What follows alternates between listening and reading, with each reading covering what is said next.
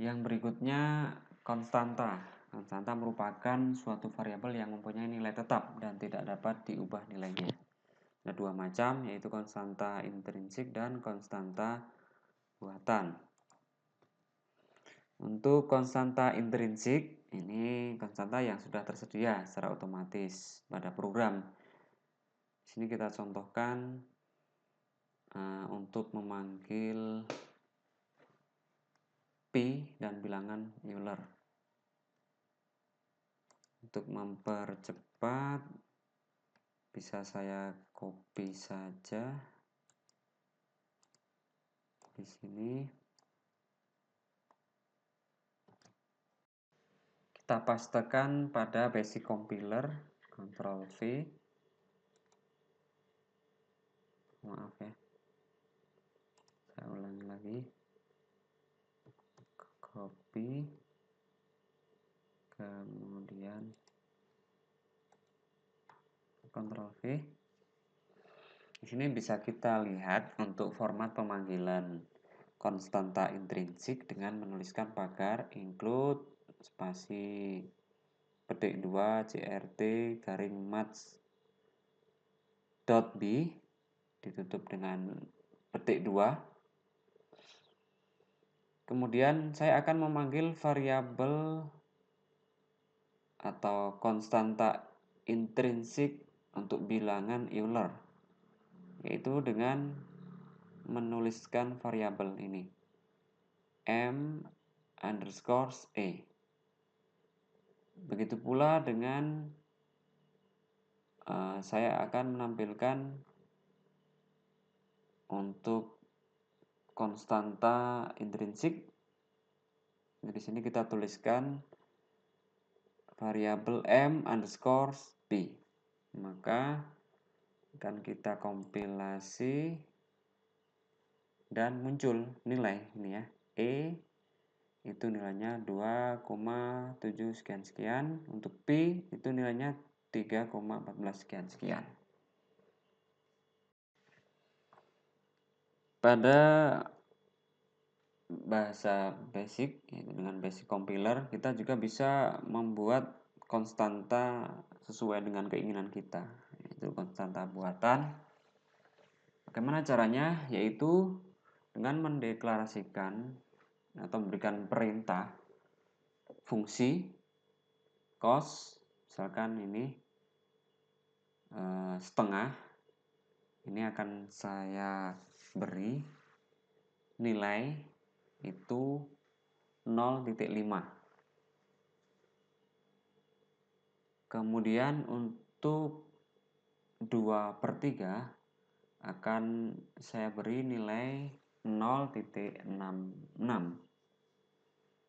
Maka untuk memanggil konstanta buatan yang kita buat tadi, ini bisa menggunakan seperti contoh berikut ini. Saya kopikan saja biar cepat.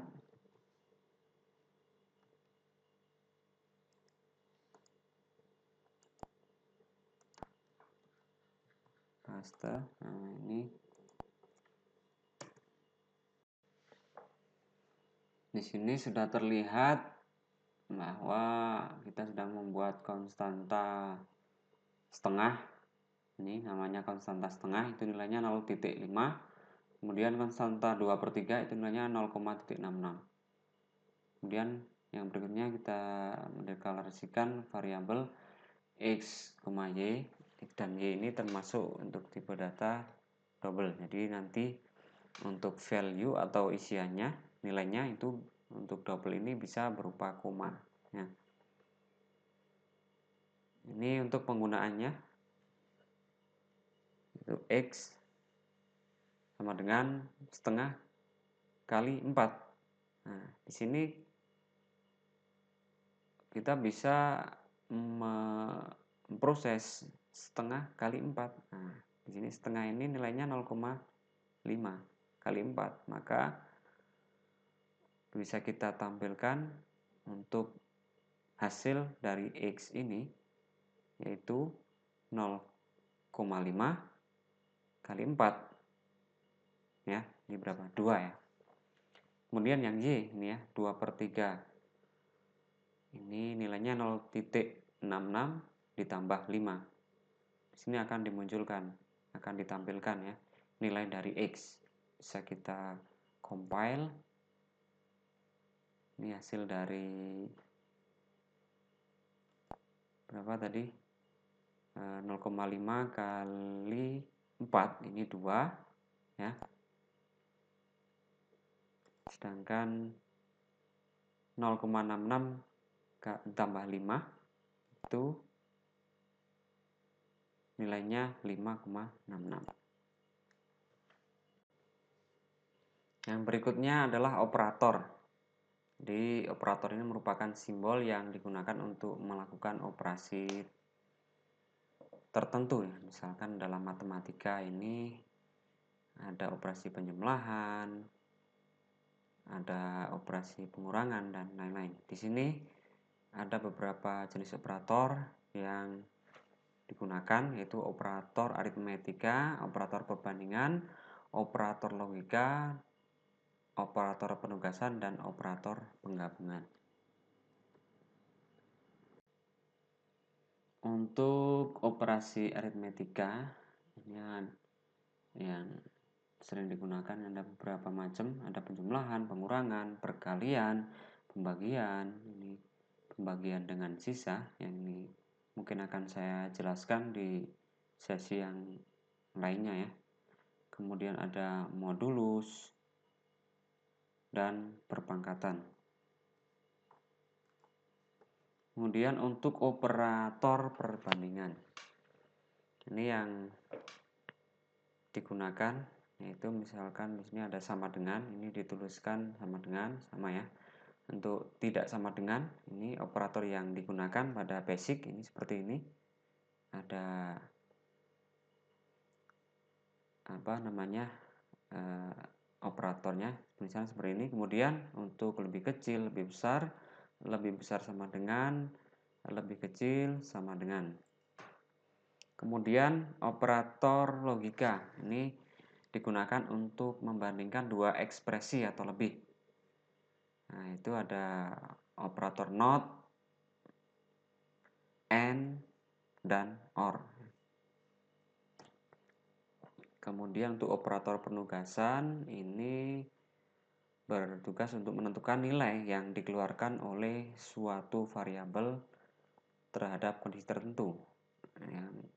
Operator yang digunakan yaitu tanda sama dengan. Yang berikutnya operator penggabungan string, yaitu operator yang digunakan untuk menggabungkan dua string atau lebih. Ada dua macam. Ya, di sini ada tanda ini, operator tanda positif dan operator dengan tanda ini n ya, dan ya. Untuk operator plus ini atau tanda positif plus ini hanya dapat digunakan untuk menggabungkan tipe data string, sedangkan operator n ini digunakan menggabungkan tipe data string dan lainnya. Misalkan sebagai contoh berikut, misalkan kita akan menggabungkan untuk bilangan tipe data string, dua tipe data string. Di sini misalkan namaku dan namaku, di sini nanti isinya buku. Bisa kita gunakan tanda positif. Mungkin di